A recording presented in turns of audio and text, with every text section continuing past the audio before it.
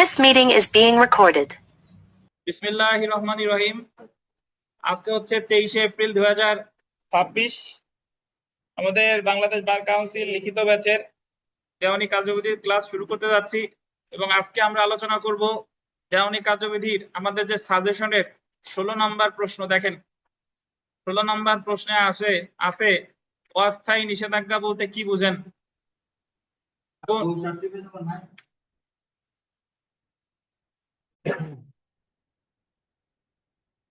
অস্থায়ী নিষেধাজ্ঞা বলতে কি বুঝেন? কোন আইনের বিধান বলে আদালত অস্থায়ী নিষেধাজ্ঞার আদেশ প্রদান করেন? অস্থায়ী নিষেধাজ্ঞার আদেশ প্রদানের পূর্বে আদালত কি কি বিষয় বিবেচনা করে থাকেন? তো সবার আগে এই প্রশ্ন পড়ার আগে আমার বোঝা উচিত নিষেধাজ্ঞা কি। যারা কোর্ট কাছারিতে যান, এলএলবি পাস করেছেন, তারা একটা নিষেধাজ্ঞা শুনেন যে অমুক নিষেধাজ্ঞা দিছে। নিষেধাজ্ঞার ইংরেজি ইনজাংশন। ইনজাংশন কেউ কেউ ভুল করে ইনজেকশনও বলে, ঠিক আছে? এখন ইনজাংশন জিনিসটা আসলে কি অনেকে মুখে মুখে শুনেন, কিন্তু আপনার কাছে কনসেপ্ট ক্লিয়ার না ইনজাংশন আসলে কি। সো ইনজাংশন রিলেটেড বিস্তারিত আজকে শিখে নেবেন। সেটা হলো ইনজাংশন কি। ইনজাংশন হলো আদালতের একটা আদেশ, যে আদেশের মাধ্যমে আদালত মামলার কোনো পক্ষরে কোনো কাজ করতে বাধ্য করে অথবা কোনো কাজ করা হতে বিরত থাকতে বাধ্য করে। ধরেন বাদী যদি ইনজাংশনের আবেদন করে, তাহলে বাদীর পক্ষে যদি ইনজাংশন দেয়, তাহলে আদালত বিবাদীরে কোনো কাজ করতে বাধ্য করবে অথবা বিবাদীরে কোনো কাজ করা হতে বিরত থাকবে। বুঝলেন? তাহলে নিষেধাজ্ঞা হলো আদালতের এমন একটা আদেশ যার মাধ্যমে আদালত কোনো কাজ করায় বা কোনো কাজ করা হতে কোনো পক্ষরে কি রাখে? বিরত রাখে। বুঝতে পেরেছেন? আচ্ছা, এখন নিষেধাজ্ঞার কি মামলা করব না নিষেধাজ্ঞার কি আবেদন করব বা নিষেধাজ্ঞার মামলা আমরা কখন করব, কোন পরিস্থিতির উদ্ভব হলে একজন ব্যক্তি নিষেধাজ্ঞার মামলা দায়ের করতে পারে? শুনেন, যদি এরকম পরিস্থিতির উদ্ভব হয় যে আপনাকে কেউ কোনো ক্ষতি করার হুমকি দিয়েছে বা বেদখল করার হুমকি দিয়েছে, এখনো করে নাই, কিন্তু এখনো করে নাই, মানে আপনার ক্ষতি এখনো করে নাই, বেদখল এখনো করে নাই, মাত্র আপনার হুমকি ধামকি দিছে। ধরেন আপনারে বললো যে তোমার আমি বেদখল করবো, বেদখল এখনো কিন্তু করে নাই, বা তোমার এই দেয়াল আমি ভেঙে ফেলবো, দেয়াল এখনো ভাঙে নাই, বা তোমার দলে আমি খেলবো না। সাকিব আল হাসান বললো যে তোমার দলে আমি খেলবো না, কিন্তু এখনো কিন্তু চুক্তি ভঙ্গ হয়নি। তাহলে এই পরিস্থিতিতে ওই যাকে হুমকি দেওয়া হলো তার প্রতিকার হলো স্থায়ী নিষেধাজ্ঞার মামলা দায়ের করা। বুঝেন কিনা? সো আবারও বলি, যদি আপনাকে কোনো কিছুর হুমকি দেয়, ক্ষতির হুমকি হতে পারে অথবা কিসের ক্ষতির হুমকি হতে পারে অথবা আপনার চুক্তি ভঙ্গের হুমকি হতে পারে, তাহলে ওই পরিস্থিতিতে আপনার কি প্রতিকার আছে? কি মামলা করা? স্থায়ী নিষেধাজ্ঞার মামলা দায়ের করা। বুঝতে পারছেন? তাহলে আমরা এতটুকু বুঝলাম যে নিষেধাজ্ঞার মামলা কখন করে ভাই? ঘটনা ঘটে যাওয়ার পরে না। স্থায়ী নিষেধাজ্ঞার মামলা কখন করে? ঘটনা এখনো ঘটে নাই, মাত্র হুমকি দিছে। এখন কাহিনী শুনেন। ধরেন আমি একটা উদাহরণ দেই, একটা উদাহরণ দিয়ে সবাই মনোযোগ রাখবেন, অনলাইন অফলাইনে যারা আছেন সবাই।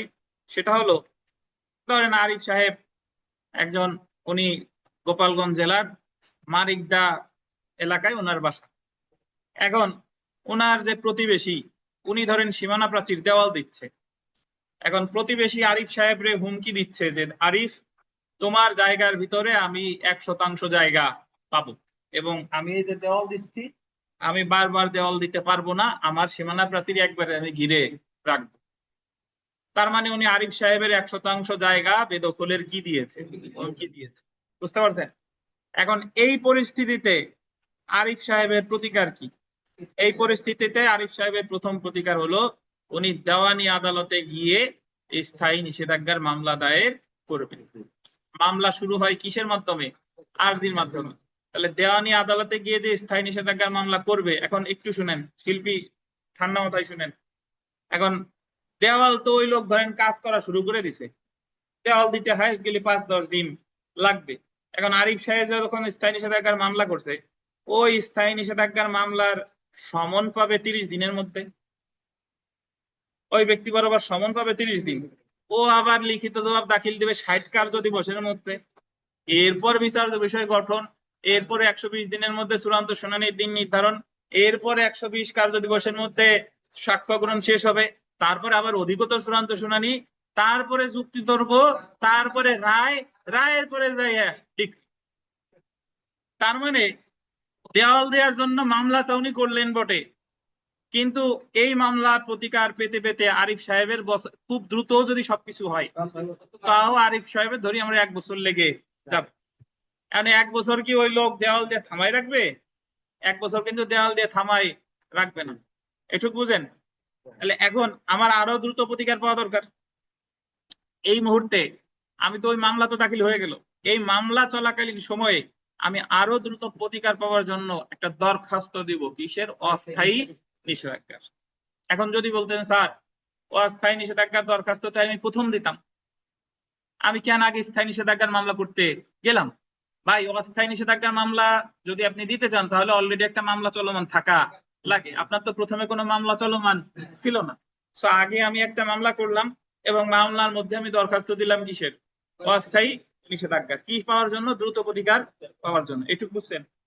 আচ্ছা, এখন এখন ভাই অস্থায়ী নিষেধাজ্ঞার যে আমি আবেদনটা করলাম, এই অস্থায়ী নিষেধাজ্ঞার আবেদনেরও নোটিশ যাবে আবার বিবাদী বরাবর। নোটিশ জারি হবে 7 কার্য দিবসের মধ্যে, শুনানি হবে আবার 7 কার্য দিবসের মধ্যে। তাহলে এই জায়গাও 14 দিন লেগে যাবে। কিন্তু 14 দিন পর্যন্ত তো আমি আশঙ্কা করতেছি 14 দিন পর্যন্ত তো ওই দেয়াল দেয়া থামাই রাখা যাবে না, বুঝেন কিনা? তাহলে আমি মামলা করলাম স্থায়ী নিষেধাজ্ঞার, দ্রুত প্রতিকার পাওয়ার জন্য ওই মামলার মধ্যে কিসের দরখাস্ত দিলাম? অস্থায়ী নিষেধাজ্ঞা। কিন্তু অস্থায়ী নিষেধাজ্ঞার দরখাস্ত দেওয়ার পরে আমি নিশ্চিত না, আমার আরো দ্রুত প্রতিকার দরকার, বুঝছেন? তখন এই অস্থায়ী নিষেধাজ্ঞার দরখাস্তে আমি একটা আবেদন করব প্রেয়ার পোর্শনে। এই জায়গায় দেখাবানি প্রেয়ার, প্রেয়ার মানে হলো আমি যা চাইতেছি ওখানে গিয়ে চাবি ওনার যতদিন পর্যন্ত অস্থায়ী নিষেধাজ্ঞার শুনানি অনুষ্ঠিত না হচ্ছে ততদিন পর্যন্ত আমার পক্ষে একটা অন্তর্বর্তীকালীন নিষেধাজ্ঞার আদেশ দিতে মর্জি হয়। অন্তর্বর্তীকালীন নিষেধাজ্ঞার আদেশ মানে স্ট্যাটাস কো, স্থিতি অবস্থা বজায় রাখা, মানে অপর পক্ষের না শুনে যে যে অবস্থায় আছে সে যেন সেই সেই অবস্থায় থাকে। কতদিন থাকবে? যতদিন পর্যন্ত শুনানি অনুষ্ঠিত না হচ্ছে। যদি আপনি এই আদেশ না দেন তাহলে আমি ওই অস্থায়ী নিষেধাজ্ঞার আদেশ যে ওই 14 দিন পরে যদি আমি পাইও আমার কোনো লাভ হবে না। অর্থাৎ প্রতিপক্ষের না শুইনা যে নিষেধাজ্ঞা মঞ্জুর করা হয় সেটারে বলে অন্তর্বর্তীকালীন নিষেধাজ্ঞা। আর অন্তর্বর্তীকালীন নিষেধাজ্ঞা আমি চাইবো কোথায়? অস্থায়ী নিষেধাজ্ঞার দরখাস্তে।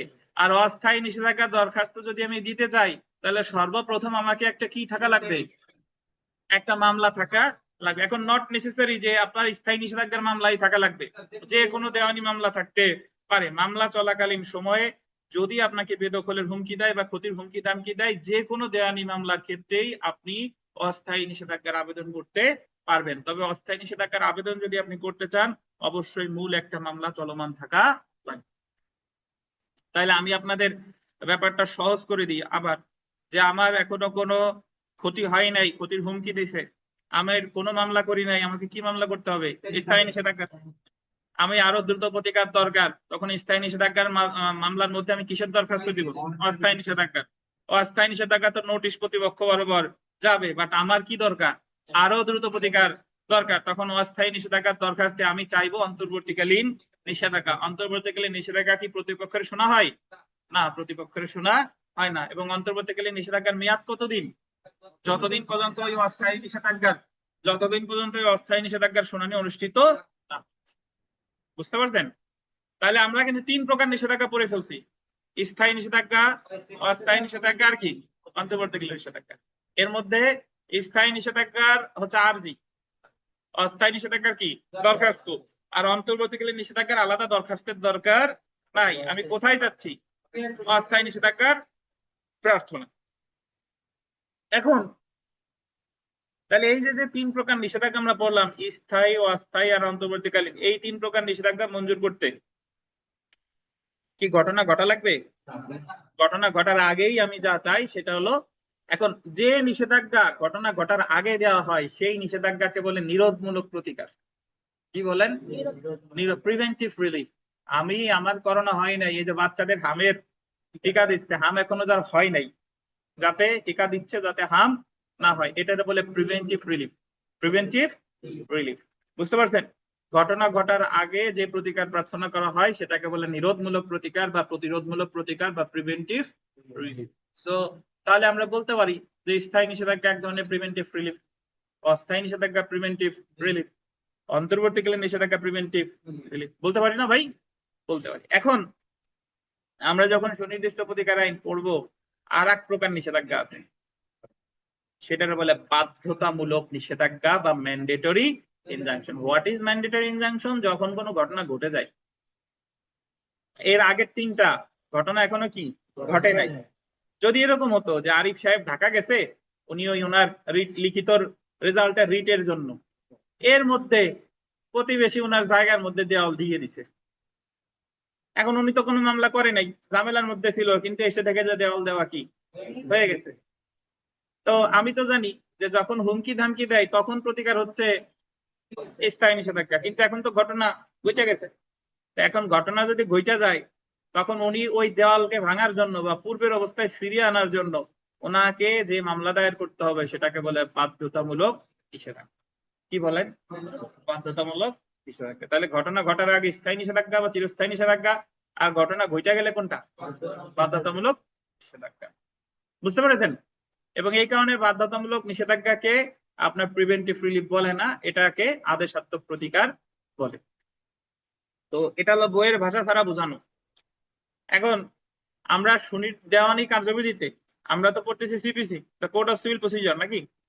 দেওয়ানি কার্যবিধিতে শুধু এক প্রকার নিষেধাজ্ঞার কথাই বলছে, দুই প্রকার, অস্থায়ী আর অন্তর্বর্তীকালীন।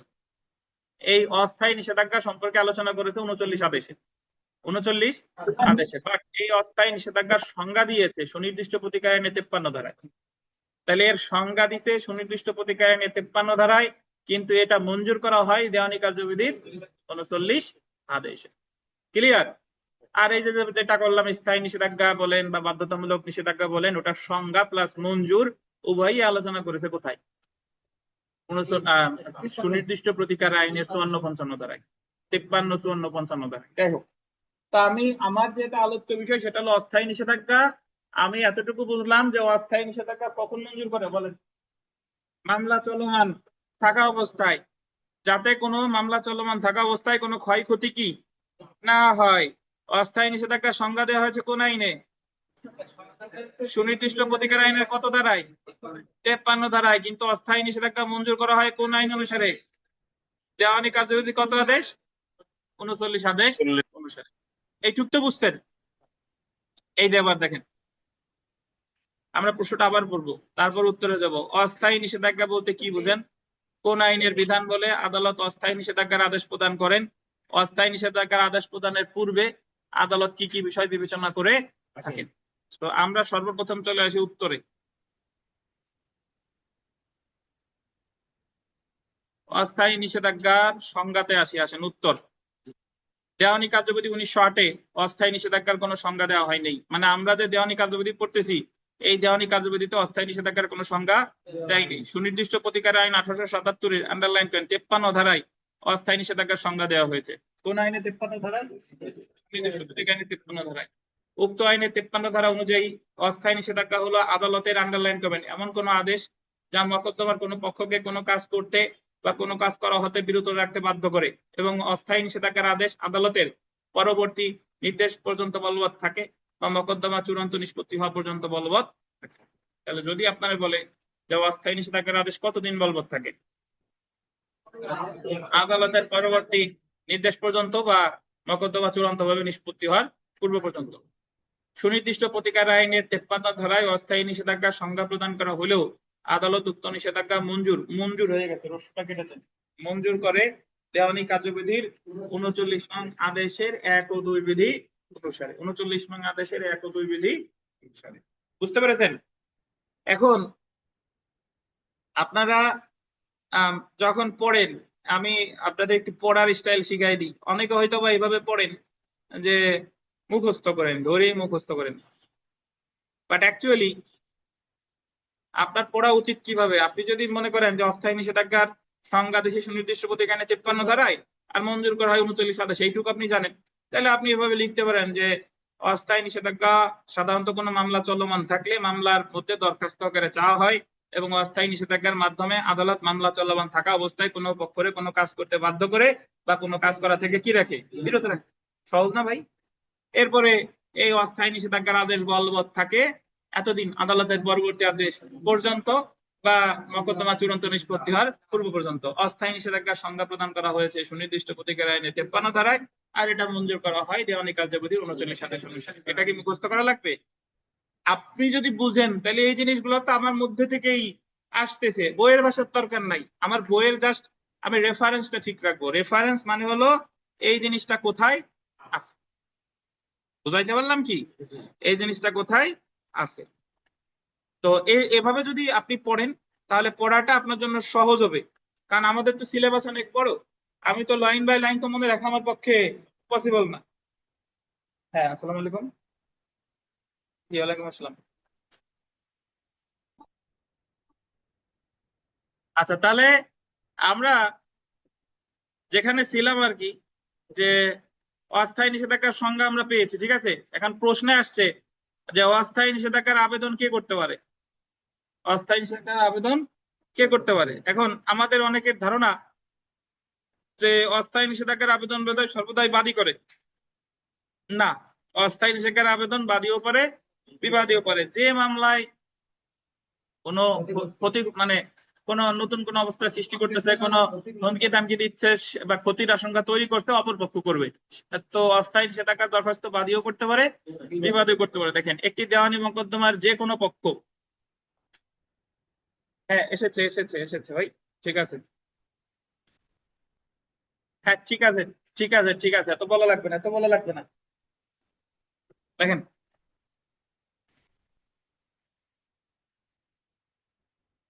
তো একটি দেওয়ানি মোকদ্দমার যে কোনো পক্ষ, বলতেন যে কোনো পক্ষ অস্থায়ী নিষেধাজ্ঞার আবেদন করতে পারে। তাহলে অস্থায়ী নিষেধাজ্ঞার আবেদন বাদী পারে অথবা কে পারে, বিবাদী পারে। পরবর্তী অংশ দেখেন, যে আইনের বিধান বলে আদালত অস্থায়ী নিষেধাজ্ঞা মঞ্জুর করে, এখানে মঞ্জুর বানানটা ভুল আছে, ময় রস্যুটা কেটে দেন সব জায়গায়।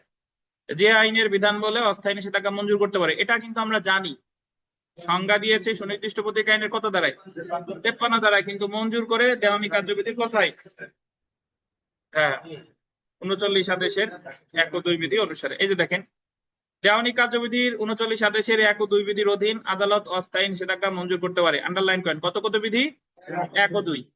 দেওয়ানি কার্যবিধির 39 আদেশের আন্ডারলাইন করেন 1 বিধির অধীন সম্পত্তি অর্থাৎ আন্ডারলাইন করেন স্থাবর বা অস্থাবর উভয় ক্ষেত্রে অস্থায়ী নিষেধাজ্ঞার আদেশ দিতে পারে। আপনি যদি স্থাবর বা অস্থাবর সম্পত্তির ক্ষেত্রে নিষেধাজ্ঞার আদেশ পেতে যান, তাহলে আপনাকে দরখাস্ত করতে হবে 39 আদেশের 1 বিধিতে। কিভাবে শুনেন, আপনি স্থাবর সম্পত্তিতে আছেন, আপনার স্থাবর সম্পত্তি হতে বেদখলের হুমকি দিছে,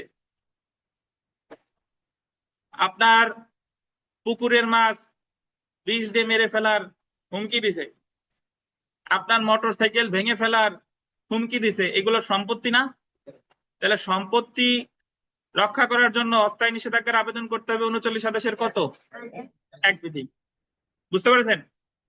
অপরদিকে দেখেন, দেওয়ানি কার্যবিধির 39 আদেশের আন্ডারলাইন করেন 2 বিধির অধীন চুক্তিভঙ্গ, বললেন চুক্তিভঙ্গ অর্থাৎ গোল দিবেন ব্রেস অফ কন্ট্রাক্ট। চুক্তিভঙ্গরে কি বলে, ব্রেস অফ কন্ট্রাক্ট বা ক্ষতি সাধন করা হতে বিরত রাখতে আদালত অস্থায়ী নিষেধাজ্ঞা মঞ্জুর করতে পারে। তাহলে চুক্তিভঙ্গ মানে হলো, আমি বললাম যে আমি আপনাদের আর পড়াবো না, আমার চুক্তিতে ছিল লিখিত পরীক্ষা পর্যন্ত পড়াবো, হঠাৎ যদি বলি আমি আপনাদের আর পড়াবো না, তাহলে আমি কি ভঙ্গ করতেছি, চুক্তিভঙ্গ। প্রতিসাধন, এই দুইটার ক্ষেত্রে আপনারা যদি নিষেধাজ্ঞা চান আমার বিরুদ্ধে, তাহলে হবে 39 আদেশের কত বিধি, 2 বিধি। এখানে 2 এর পাশে একটা ব্র্যাকেটে 1 লেখেন, এটা অ্যাকচুয়ালি হবে 2 এর 1, 39 আদেশের 2 এর 1।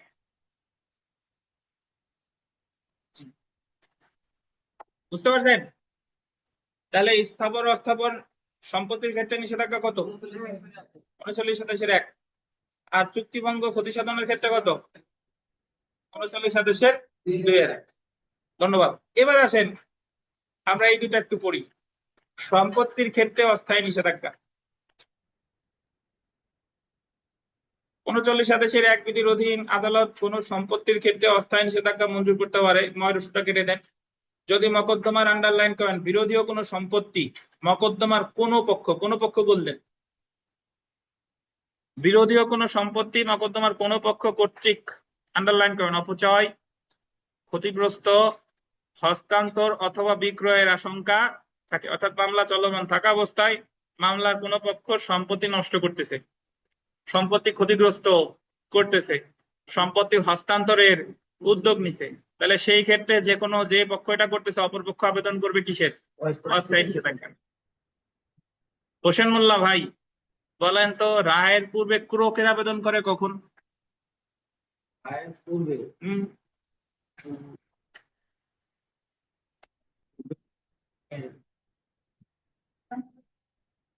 উনি বলুক রায়ের পূর্বে ক্রোকের আবেদন করে কখন, বলেন হোসেন মোল্লা ভাই বলেন।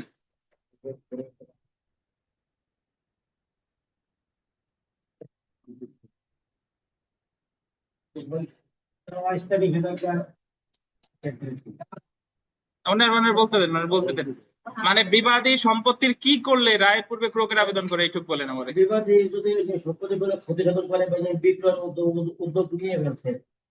হ্যাঁ, বিক্রয়ের উদ্যোগ নিলে তো আমি রায়ের পূর্বে ক্রোকের আবেদন করি, মনে নাই? তাহলে যে জায়গা বিক্রয়ের উদ্যোগ নিলে রায়ের পূর্বে ক্রোকের আবেদনও করা যায় অথবা কি করা যায়? অস্থায়ী নিষেধাজ্ঞার আবেদনও করা যায়। অর্থাৎ যেখানে ক্রোকের আবেদন করা যায় সেখানে অস্থায়ী নিষেধাজ্ঞার আবেদনও করা যায়, কারণ এখনো তো সে বিক্রি করে নাই, সবেমাত্র বিক্রির কি নিয়েছে?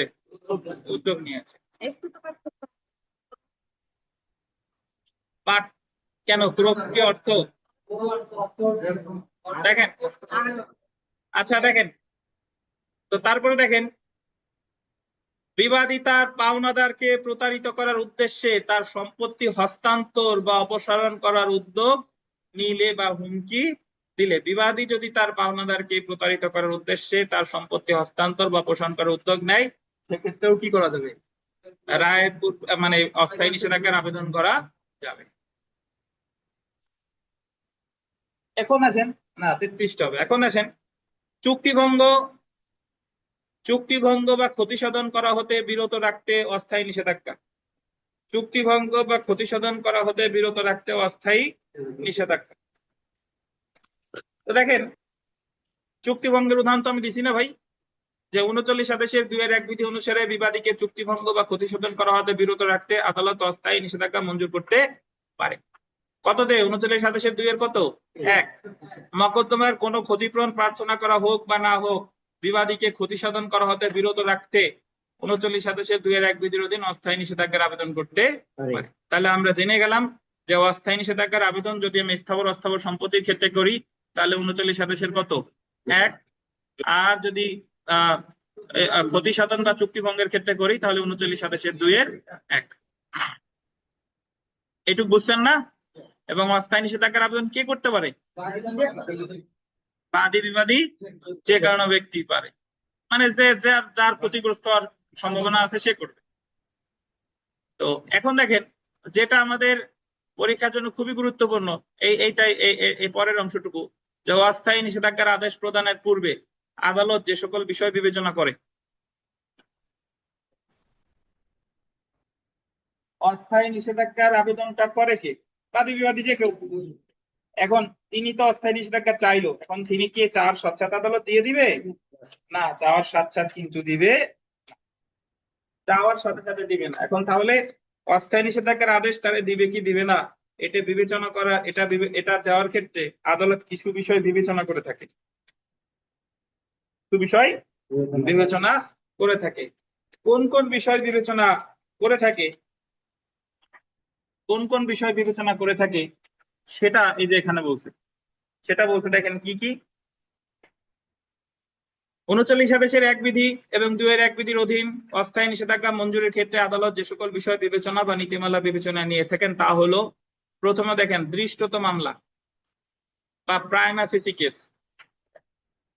দৃষ্টত মামলা বা প্রাইমা ফেসি কেস, দৃষ্টত মামলা বা প্রাইমা ফেসি কেস মানে হলো যে আপনি অস্থায়ী নিষেধাজ্ঞার আবেদন করেছেন এবং আদালতকে আপনি সন্তুষ্ট করাইতে পেরেছেন যে অস্থায়ী নিষেধাজ্ঞা আসলে আপনার দরকার।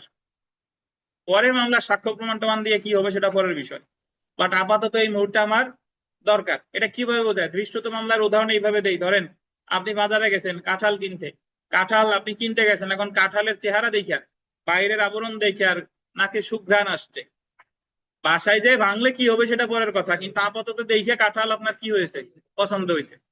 এটা হলো দৃষ্টত কেস, প্রাইমা ফেসি কেস। বুঝছেন? বিয়ে করতে গেছেন, মেয়ে দেখে প্রথম দেখায় পছন্দ হয়ে গেছে, এখন ঝগড়াটি নাকি কি সেটা হলো পরের বিষয়। এটা হলো প্রাইমা ফেসি কেস। বুঝছেন? ওই বিরিয়ানির সুঘ্রাণ নাকে গেছেন, হোটেলে খাইতে ঢুকছেন, এখন যখন 2 লুকমা খাইলেন সেটা পরের বিষয়, কিন্তু আপাতত প্রথম সুঘ্রাণেই আপনার কি পছন্দ হয়েছে। এটা হলো দৃষ্টত মামলা বা প্রাইমা ফেসি কেস। অর্থাৎ আপনি যখন আদালতের কাছে অস্থায়ী নিষেধাজ্ঞা চেয়েছেন, আপনি আদালতকে দেখাইতে পেরেছেন আপনার পক্ষে দৃষ্টত মামলা বা প্রাইমা ফেসি কেস আছে। 2 নাম্বার দেখেন, অপূরণীয় ক্ষতি। দেখেন, অপূরণীয় ক্ষতি। হোয়াট ইজ অপূরণীয় ক্ষতি? ইরিপারেবল লস বলে। অপূরণীয় ক্ষতি মানে আপনি আদালতে সন্তুষ্ট করবেন যে অনার আমার পক্ষে যদি অস্থায়ী নিষেধাজ্ঞার আদেশ না দেন তাহলে আমি মামলায় জিতেও আমার কোনো লাভ নাই, এই জায়গায় ক্ষতি যা হওয়ার হয়ে যাবে। তাহলে যিনি দরখাস্ত করেছেন তাকে প্রথমত দেখাতে হবে দৃষ্টতা মামলা, প্রাইমা ফেসি কেস তার আছে, আর একটা হলো কি অপূরণীয় ক্ষতি। 3 নাম্বার হবে, এখানে এক এক হয়ে গেছে। 3 নাম্বারে দেখেন সুবিধা অসুবিধার ভারসাম্য, balance of convenience and inconvenience. এটা কি? সুবিধা অসুবিধার ভারসাম্য মানে ইওর অনার আমার পক্ষে যদি অস্থায়ী নিষেধাজ্ঞার আদেশ না দেন আমার অনেক অসুবিধা হয়ে যাবে, কিন্তু ওই অমুকের বিপক্ষে যদি অস্থায়ী নিষেধাজ্ঞার আদেশ দেন তার তেমন কোনো অসুবিধা হবে না। বুঝেন নাই বোধহয়? বুঝাইছি যে আমার পক্ষে যদি না দেন আমার যে ক্ষতি হবে তা নির্ণয়ের কোনো মানদণ্ড নাই, কিন্তু আমার পক্ষে যদি দেন তাহলে ওর তেমন কোনো ক্ষতি হবে না। বুঝতে পারছেন? তারপরটা দেখেন জনস্বার্থ। জনস্বার্থ হলো আপনি দেখেন যে ওনার জনস্বার্থে এটা দরকার, জনস্বার্থে এই অস্থায়ী নিষেধাজ্ঞার আদেশ আমার দরকার। সবশেষে দেখেন ফর এন্ডস অফ জাস্টিস, ন্যায় বিচারের স্বার্থে ইত্যাদি। অর্থাৎ এই ন্যায় বিচারের স্বার্থে এই নিষেধাজ্ঞার আদেশ আমার পক্ষে মঞ্জুর করা একান্তই প্রয়োজন। তো তাহলে আপনি মনে রাখবেন যে অস্থায়ী নিষেধাজ্ঞা মঞ্জুরের ক্ষেত্রে আদালত কোন কোন বিষয় বিবেচনা করে থাকে: দৃষ্টত মামলা, অপূরণীয় গতি, সুবিধা অসুবিধার ভারসাম্য, জনস্বার্থ আর ন্যায় বিচারের স্বার্থে। প্রথমে আমরা এই পয়েন্টগুলো একটু পড়বো। দেখেন, 1 নাম্বার দৃষ্টত মামলা বা প্রাইমা ফেসি কেস। অস্থায়ী নিষেধাজ্ঞা মঞ্জুরির ক্ষেত্রে আদালত যে সকল বিষয় বা নীতিমালা বিবেচনায় নিয়ে থাকেন তার মধ্যে অন্যতম হলো দৃষ্টত মামলা বা প্রাইমা ফেসি কেস। দৃষ্টত মামলা বা প্রাইমা ফেসি কেস অর্থ হলো আদালত প্রাথমিকভাবে মনে করবে, এই যে আন্ডারলাইন করেন, প্রাথমিকভাবে মনে করবে দরখাস্তকারী উক্ত অস্থায়ী নিষেধাজ্ঞা আদেশ পাওয়ার হকদার। প্রাথমিকভাবে মনে করতেছে সে এটা পাবার কি হকদার, বা মকদ্দমায় দাবিকৃত প্রতিকার পাওয়ার ব্যাপারে সে অধিকারী। যেমন চিরস্থায়ী নিষেধাজ্ঞার মামলায় বাদী যদি অস্থায়ী নিষেধাজ্ঞার আবেদনে দেখাতে পারে যে আন্ডারলাইন করেন বিরোধীয় সম্পত্তিতে সে দখলে আছে, মানে আপনি আদালতে নিষেধাজ্ঞার মামলা করছেন, মামলা করে দেখাচ্ছেন যে ওনার এই যে দেখেন আমি এই জমির দখলে আছি এবং আমার বেদখলের হুমকি দিছে, তার মানে প্রাইমা ফেসি কেস আমার আছে। আমি দখলেই নাই আবার দেখাচ্ছি আমার বেদখলের হুমকি দিছে, তাহলে তো প্রাইমা ফেসি কেস নাই। তার মানে আমার জমি আমি আছি, আমারে বেদখলের হুমকি দিয়েছে, তাহলে এটার প্রাইমা ফেসি কেস আছে। তাহলে আবেদনকারী দৃষ্টত মামলা বা প্রাইমা ফেসি কেস আছে বলে আদালত গণ্য করবে। বুঝতে পারছেন? তারপরে দেখেন অপূরণীয় ক্ষতি, ইংরেজিতে বলে ইরিপারেবল লস, ইংরেজিতে আপনাদের দরকার নাই। দেখেন, অপূরণীয় ক্ষতির সম্ভাবনা না থাকলে সাধারণত আদালত অস্থায়ী নিষেধাজ্ঞা মঞ্জুর করে না। মানে যিনি অস্থায়ী নিষেধাজ্ঞা চেয়েছেন তাকে অবশ্যই আদালতকে স্যাটিসফাইড করতে হবে যে আমারও যদি না দেন তাহলে আমার কি হয়ে যাবে, অপূরণীয় ক্ষতি হয়ে যাবে। যে ক্ষতি সাধারণত অর্থ দ্বারা পূরণ হয় না তাই হলো অপূরণীয় ক্ষতি। আবেদনকারী পক্ষে অপূরণীয় ক্ষতির সম্ভাবনা থাকলে নিষেধাজ্ঞা সংক্রান্ত বিষয়টি উক্ত পক্ষের অনুকূলে আছে বলে বিবেচিত হবে। তো আদালত দেখবে যে আপনার প্রাইমা ফেসি কেস আছে কিনা, আদালত দেখবে আপনার অপূরণীয় ক্ষতির সম্ভাবনা আছে কিনা। 3 নাম্বার সুবিধা অসুবিধার ভারসাম্য। সুবিধা অসুবিধার ভারসাম্য, এটার বলে balance of convenience and inconvenience. দেখেন, অস্থায়ী নিষেধাজ্ঞা মঞ্জুরের ক্ষেত্রে আদালত উভয় পক্ষের সুবিধা অসুবিধার ভারসাম্য বিবেচনা করে থাকে। অর্থাৎ অস্থায়ী নিষেধাজ্ঞা মঞ্জুর করলে বিবাদীর যে ক্ষতি হওয়ার সম্ভাবনা থাকে এবং নিষেধাজ্ঞা মঞ্জুর না করলে বাদীর ক্ষতি যদি বিবাদীর চাইতে বেশি হওয়ার সম্ভাবনা থাকে তবে বিবাদীর বিরুদ্ধে আদালত অস্থায়ী নিষেধাজ্ঞা মঞ্জুর করতে পারে। আপনি আপনার ভাষায় লিখবেন যে অস্থায়ী নিষেধাজ্ঞা মঞ্জুর না করলে বাদীর ক্ষতি হবে অনেক বেশি, কিন্তু মঞ্জুর যদি করে তাহলে বিবাদীর তেমন কোনো ক্ষতি হবে না। অর্থাৎ সুবিধা অসুবিধার ভারসাম্যের পাল্লা যদি অসুবিধার পাল্লা যদি বাদীর পক্ষে ভারী থাকে, তাহলে সে অস্থায়ী নিষেধাজ্ঞা পাওয়ার কি হকদার। বুঝছেন? আপনার ভাষায় লিখলেই হবে। তারপর দেখেন জনস্বার্থ, যে ক্ষেত্রে সরকারি কর্তৃপক্ষকে বিরত রাখতে অস্থায়ী নিষেধাজ্ঞার আবেদন করা হয়, সেক্ষেত্রে অস্থায়ী নিষেধাজ্ঞার আবেদন মঞ্জুর করতে জনস্বার্থ বিবেচনা করতে হবে। মানে আপনি যখন বিবাদী করছেন সরকারে এবং আপনি নিষেধাজ্ঞা চাইতেছেন সরকারের কোনো কাজ যেন থামাই দেওয়া হয়, বা সরকার মামলা করছে অস্থায়ী নিষেধাজ্ঞা, যাই হোক না কেন দেখতে হবে যে এই নিষেধাজ্ঞা চাক না কেন দেখবে এই জায়গায় জনস্বার্থ আছে কিনা। যদি জনস্বার্থ থাকে তাহলে আপনার পক্ষে নিষেধাজ্ঞা দিবে, আর জনস্বার্থ যদি না থাকে তাহলে আপনার পক্ষে নিষেধাজ্ঞার আদেশ দিবে না। সবশেষে দেখেন ন্যায় বিচারের স্বার্থে, ফরেন্স অফ জাস্টিস, দেওয়ানি আদালত ন্যায় বিচারের স্বার্থে 151 ধারায় প্রদত্ত সহজতা ক্ষমতা প্রয়োগ করে অস্থায়ী নিষেধাজ্ঞা মঞ্জুর করতে পারে, যে ক্ষেত্রে আদালত মনে করে যে আদালতের কার্যক্রমের অপব্যবহার রোধ করতে ন্যায় বিচারের স্বার্থে এমন অস্থায়ী নিষেধাজ্ঞা মঞ্জুর করা আবশ্যক। কিসের স্বার্থে?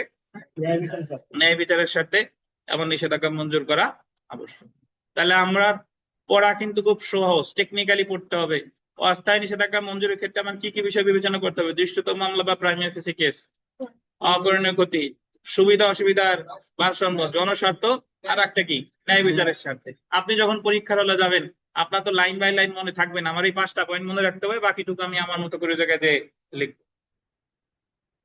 বুঝতে পেরেছেন? আরিফ সাহেব কিছু বলার আছে আপনার?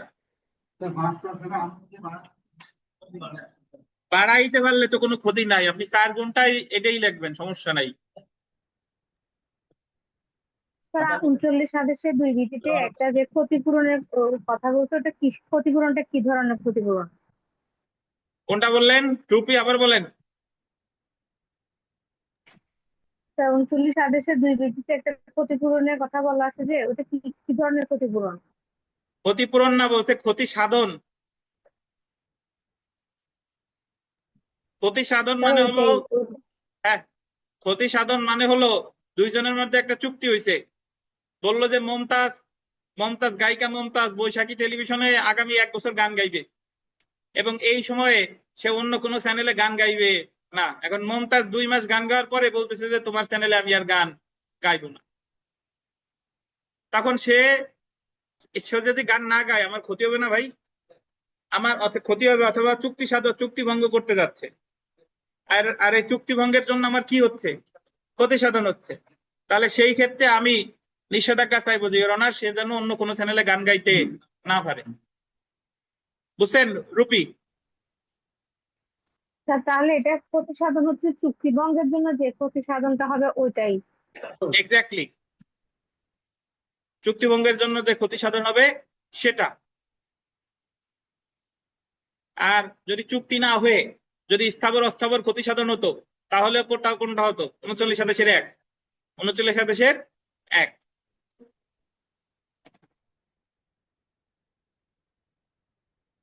আচ্ছা, এরপরে আসি আমরা, দেখেন যে যে অস্থায়ী নিষেধাজ্ঞার আবেদন করতে পারে, এটার উত্তর আমরা অলরেডি পেয়েছি।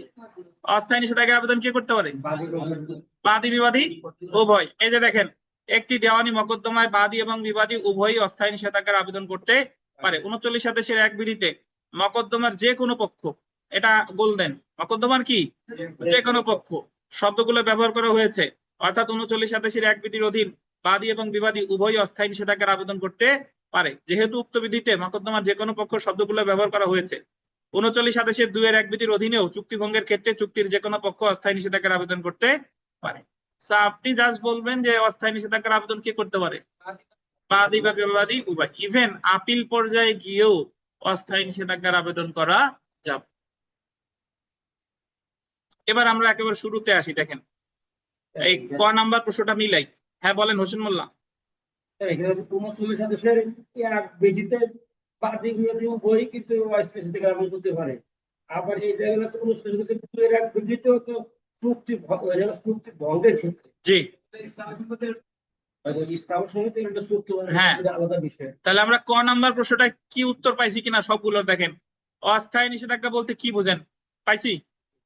কোন আইনের বিধান বলে অস্থায়ী নিষেধাজ্ঞা আদেশ প্রদান করা হয়? পাইছি। অস্থায়ী নিষেধাজ্ঞার আদেশ প্রদানের পূর্বে কি কি বিষয় বিবেচনা করা থাকে? ওই যে প্রাইমা ফেসি কেস, তারপরে অপূরণীয় ক্ষতি, এগুলা পাইছি। পাইছি।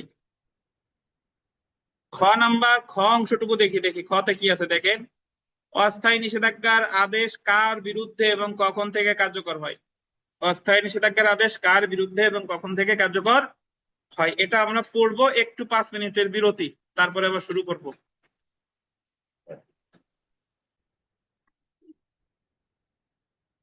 দেখেন, অস্থায়ী নিষেধাজ্ঞার আদেশ কার বিরুদ্ধে এবং কখন থেকে কার্যকর হয়? উত্তর দেখেন, যার বিরুদ্ধে অস্থায়ী নিষেধাজ্ঞার আদেশ জারি করা যায়, শুধুমাত্র মকদ্দমার পক্ষের বিরুদ্ধে অস্থায়ী নিষেধাজ্ঞার আদেশ প্রদান করা যায়। আন্ডারলাইন করবেন, মকদ্দমার পক্ষ নয় এমন কোন ব্যক্তি বা তৃতীয় পক্ষের বিরুদ্ধে অস্থায়ী নিষেধাজ্ঞা মঞ্জুর করা যায় না। খুবই গুরুত্বপূর্ণ কথা। আমার মামলার বিবাদী ধরেন আরিফ সাহেব, আমি বাদী। আমি যদি অস্থায়ী নিষেধাজ্ঞার আদেশ পাই, এই অস্থায়ী নিষেধাজ্ঞার আদেশ দ্বারা বাধ্যকে আরিফ সাহেব, অন্য কেউ কিন্তু মানতে বাধ্য না। এটার অর্থ কি বোঝা গেল? বোঝা গেল, জি। তারপরে দেখেন, অস্থায়ী নিষেধাজ্ঞার আদেশ যখন থেকে কার্যকর হয়। অস্থায়ী নিষেধাজ্ঞার আদেশ কখন থেকে কার্যকর হবে? দেওয়ানি কার্যবিধির 39 আদেশের 1 ও 2 এর 1 বিধির অধীন অস্থায়ী নিষেধাজ্ঞা মঞ্জুর করা হলে উক্ত অস্থায়ী নিষেধাজ্ঞার আদেশ প্রদানের সময় হতে আদেশ কার্যকর হয়। মানে যখন আদেশ দিল তখন থেকে কি হবে? কার্যকর হবে। যখন আদেশ দিল তখন থেকে কার্যকর হবে। এর জন্য আলাদা কোনো জারি মামলা টামলা কিছু করার প্রয়োজন নাই। আমরা গ নাম্বারে চলে আসি। দেখেন যে অস্থায়ী নিষেধাজ্ঞা এবং অন্তর্বর্তীকালীন নিষেধাজ্ঞার পার্থক্য সমূহ উল্লেখ করুন।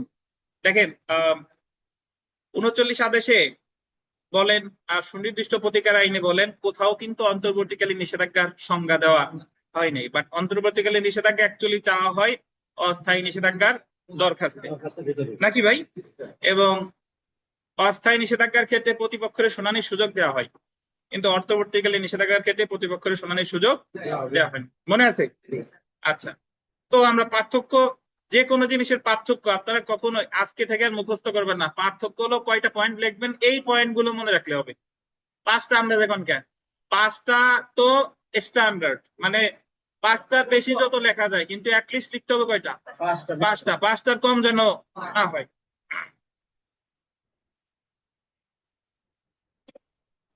দেখেন, অস্থায়ী নিষেধাজ্ঞা এবং অন্তর্বর্তীকালীন নিষেধাজ্ঞার মধ্যে পার্থক্য। এখন পার্থক্য লেখার আমি একটা টেকনিক শিখাই। এই যে জায়গা, এই যে যেভাবে লিখছি, ধরেন সংজ্ঞা দুইটা এক জায়গা, ধারা এক জায়গা, নোটিশ এক জায়গা। এখন আপনারা অনেকে করেন কি, আমি যদি স্ক্রিনে দেখাই, আপনারা করেন কি টেবিল আকারে লিখেন, এই যে মাঝখানে টেবিল আকারে লিখেন, নাকি?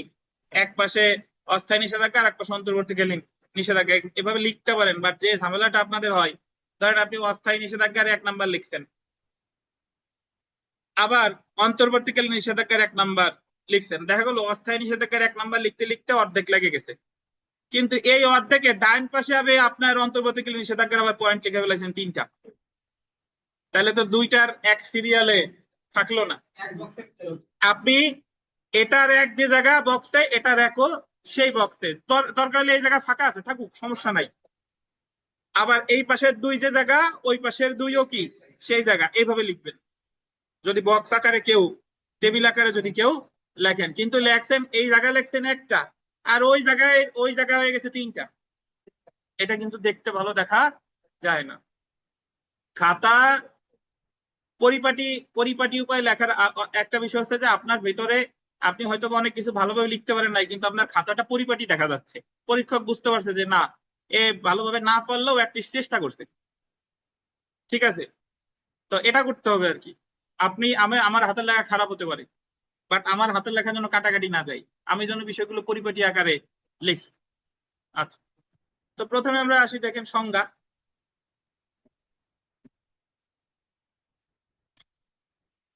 সংজ্ঞা দেখেন, অস্থায়ী নিষেধাজ্ঞা হলো আদালতের এমন কোন আদেশ যা মকদ্দমার কোনো পক্ষকে কোনো কাজ করা বা কোনো কাজ করা হতে বিরত রাখতে বাধ্য করে এবং অস্থায়ী নিষেধাজ্ঞার আদেশ আদালতের পরবর্তী নির্দেশ পর্যন্ত বলবৎ থাকে বা মকদ্দমার চূড়ান্ত নিষ্পত্তি না হওয়া পর্যন্ত কি থাকে, বলবৎ থাকে। এরম দাঁড়িয়ে দিয়ে এরপর লেখেন অপরদিকে প্রতিপক্ষকে কারণ দর্শানোর সুযোগ দান ব্যতীত আদালত যে নিষেধাজ্ঞা বানানটা ভুল, কি কোন সহ হবে, মূর্ধন্য স, যে নিষেধাজ্ঞা মঞ্জুর করে থাকে তাকে অন্তর্বর্তীকালীন নিষেধাজ্ঞা বলে। অন্তর্বর্তীকালীন নিষেধাজ্ঞা হলো এমন নিষেধাজ্ঞা যা অস্থায়ী নিষেধাজ্ঞার শুনানি এবং উক্ত বিষয়ে আদেশ না দেওয়া পর্যন্ত কি থাকে, বলবৎ থাকে। তারপরে দেখেন ধারা বা আদেশ। অস্থায়ী নিষেধাজ্ঞার সংজ্ঞা সুনির্দিষ্ট প্রতিকার আইনে 53 ধারায় প্রদান করা হয়েছে এবং উক্ত নিষেধাজ্ঞা দেওয়ানি কার্যবিধির 39 আদেশের 1 ও 2 বিধি ও ধারা কত 94 ক। বলেন তো 94 ক খতে কি আছে? 94 কতে আছে রায়ের পূর্বে আটক, 94 খতে আছে রায়ের পূর্বে পূরক। মনে আছে কিনা? আচ্ছা, তাহলে 94 কতে আছে কি বলেন? 94 কতে আছে অস্থায়ী নিষেধাজ্ঞা। পক্ষান্তরে অন্তর্বর্তীকালীন নিষেধাজ্ঞার কোনো সংজ্ঞা প্রদান করা হয়নি, তবে দেওয়ানি কার্যবিধির 39 আদেশের 5 ক বিধি অনুযায়ী আদালত অন্তর্বর্তীকালীন নিষেধাজ্ঞা মঞ্জুর করতে পারে। 39 আদেশের কত ক? 5 ক। নোটিশ দেখেন, অস্থায়ী নিষেধাজ্ঞার ক্ষেত্রে প্রতিপক্ষকে নোটিশ দেওয়া বাধ্যতামূলক। পক্ষান্তরে অন্তর্বর্তীকালীন নিষেধাজ্ঞার ক্ষেত্রে প্রতিপক্ষকে নোটিশ দেওয়া বাধ্যতামূলক নয়। নোটিশ প্রদান ছাড়াই আদালত অন্তর্বর্তীকালীন নিষেধাজ্ঞা মঞ্জুর করতে পারে। 4 নম্বরে দেখেন আদেশের কার্যকারিতা। আদেশের কার্যকারিতা ওটা একটু লাগাই দেন সবাই। অস্থায়ী নিষেধাজ্ঞার আদেশ আদালতের পরবর্তী আদেশ এমনকি মকদ্দমা চূড়ান্ত নিষ্পত্তির পূর্ব পর্যন্ত বলবৎ থাকতে পারে। পক্ষান্তরে অন্তর্বর্তীকালীন নিষেধাজ্ঞার আদেশ অস্থায়ী নিষেধাজ্ঞার শুনানি পর্যন্ত বলবৎ থাকে। বুঝতে পেরেছেন? হবে না কেন? আপনার নাম আরিফুর রহমান বিশ্বাস, আপনার নাম পবলু, আমাকে যে ভাবি আছে ভালোবেসে অন্য আরো কারো নামেও ডাকতে পারে, সবই তো আপনারই নাম, হবে না কেন? দেখেন সাইফির আব্বা, দেখেন আবেদনের প্রকৃতি একটি স্বতন্ত্র দরখাস্ত দায়েরের মাধ্যমে অস্থায়ী নিষেধাজ্ঞা প্রার্থনা করা হয়। কি দরখাস্ত? স্বতন্ত্র, মানে আলাদা দরখাস্তই লাগে। অন্যদিকে অস্থায়ী নিষেধাজ্ঞা দরখাস্তের মাধ্যমে অন্তর্বর্তীকালীন নিষেধাজ্ঞা প্রার্থনা করা হয়। অন্তর্বর্তীকালীন নিষেধাজ্ঞার জন্য আলাদা কি দরখাস্ত লাগে? না, আলাদা দরখাস্ত লাগে না, বরং ওই অস্থায়ী নিষেধাজ্ঞার দরখাস্তেই অন্তর্বর্তীকালীন নিষেধাজ্ঞা যাওয়া হয়। এরপরে দেখেন ইংরেজি প্রতিশব্দ। অস্থায়ী নিষেধাজ্ঞাকে ইংরেজিতে বলা হয় টেম্পোরারি ইনজাংশন। কি ইনজাংশন? Temporary injunction. পক্ষান্তরে অন্তর্বর্তীকালীন নিষেধাজ্ঞাকে বলা হয় অ্যাড ইন্টারিম ইনজাংশন। প্রতিকার। অস্থায়ী নিষেধাজ্ঞার আদেশের বিরুদ্ধে সংক্ষুব্ধ পক্ষ বিবিধ আপিল করতে পারে। অপরদিকে অন্তর্বর্তীকালীন নিষেধাজ্ঞার আদেশের বিরুদ্ধে সংক্ষুব্ধ পক্ষ অস্থায়ী নিষেধাজ্ঞার শুনানিতে উক্ত আদেশ বাতিল চাইতে পারে। মানে অস্থায়ী নিষেধাজ্ঞার শুনানিতে চাইতে পারে যে ধরনের অন্তর্বর্তীকালীন নিষেধাজ্ঞার আদেশটা বাতিল করা হোক। তাহলে আমরা শিখে গেলাম অস্থায়ী নিষেধাজ্ঞার পার্থক্য আর অন্তর্বর্তীকালীন নিষেধাজ্ঞার পার্থক্য। পার্থক্য নিয়ে কারো কোনো প্রশ্ন আছে?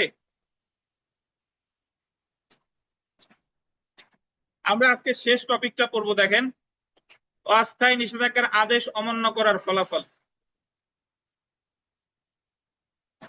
আদালত অস্থায়ী নিষেধাজ্ঞার আদেশ দিছে এবং এই অস্থায়ী নিষেধাজ্ঞার আদেশ তো আমরা কাউরে কোনো কাজ করতে বলে বা কাজ করা থেকে কি রাখে, বিরত রাখে। এটা তো আমি জানি না ভাই, জানি। এখন অস্থায়ী নিষেধাজ্ঞার আদেশ যারে দিছে, ধরেন সে আবার এটা কি করছে, অমান্য করছে। তারে বলছিল যে তুমি দেওয়াল দিবা না, তারে বলছিল তুমি দেওয়াল দিবা না, থামাই দিছে, বাট তারপরে সে আবার দেওয়াল দিছে। তার মানে আদালতের আদেশ কি করছে, অমান্য করছে।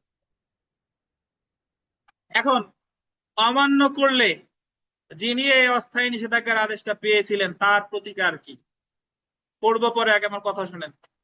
যদি অস্থায়ী নিষেধাজ্ঞার আদেশ কেউ অমান্য করে তাহলে সংক্ষুব্ধ পক্ষকে একটা স্থায়ী মামলা করতে হয়, যেটাকে বলে miscellaneous violation case. Miscellaneous violation case 39 আদেশের 2-3 বিধিতে। কততে বলেন? 39 আদেশের কত বিধি? 2-3 বিধি। 39 আদেশের 2-3 বিধি, এবং আপনি যদি 39 আদেশের 2-3 বিধিতে এই মিস ভায়োলেশন কেস করেন, তাহলে যিনি অমান্য করতে তারে গ্রেফতার করতে পারে অথবা তার সম্পত্তি ক্রোক করতে পারে। তাহলে এই মিস ভায়োলেশন কেসটা আমার দায়ের করতে হবে 39 আদেশের 2-3। একটু পড়ি দেখেন। অস্থায়ী নিষেধাজ্ঞার আদেশ অমান্য করলে সংক্ষুব্ধ পক্ষ আন্ডারলাইন করে 39 আদেশের 2-3 বিধির অধীন অস্থায়ী নিষেধাজ্ঞা ভঙ্গের জন্য ভঙ্গকারী পক্ষের বিরুদ্ধে বিবিধ মোকদ্দমা বা মিসেলেনিয়াস ভায়োলেশন কেস দায়ের করতে পারে। কি violation case? Miscellaneous violation case. এবং উক্ত বিবিধ মোকদ্দমার প্রেক্ষিতে আদালত 39 আদেশের 2-3 বিধির অধীন কি করতে পারে দেখেন, উক্ত ভঙ্গকারী পক্ষের সম্পত্তি ক্রোকের আদেশ দিতে পারে। মানে যে ভঙ্গ করছে তার সম্পত্তি কিসের আদেশ দিবে? ক্রোকের। বা উক্ত ভঙ্গকারী পক্ষকে অনধিক আন্ডারলাইন 6 মাসের দেওয়ানি কারাগারে আটক আদেশ দিতে পারে। কয় মাসের? 6 মাসের, অথবা উভয় আদেশ দিতে পারে। তাহলে এখানে মিস ভায়োলেশন কেস যদি করা হয় কি কি করতে পারে? সম্পত্তি ক্রোক করতে পারে, বা তাকে 6 মাসের দেওয়ানি কারাগারে আটক আদেশ দিতে পারে, অথবা উভয়। বুঝছেন? এখন দেখা গেল তারে গ্রেফতার করছে, তার সম্পত্তি ক্রোক করছে, কিন্তু সে হলো বেহাইয়া, সে লেলিন, সে একবারেও সোজা হয় নাই। তো সেই ক্ষেত্রে কি করবে?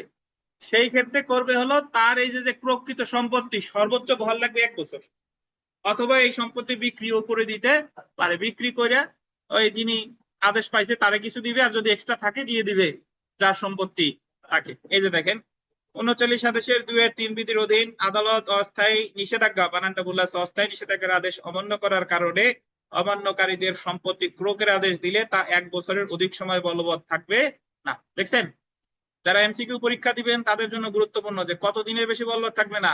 1 বছরের। যদি অমান্য করা অব্যাহত থাকে তাহলে আদালত উক্ত প্রকৃত সম্পত্তি বিক্রয় করতে পারে। দেখছেন, এই যে 1 বছরের বেশি বলবৎ থাকবে না আর ক্রোক করতে পারে, এটা অ্যাকচুয়ালি আছে 39 আদেশের 2-4-এ। 39 আদেশের 2-4। তো তাহলে আমরা কি শিখলাম?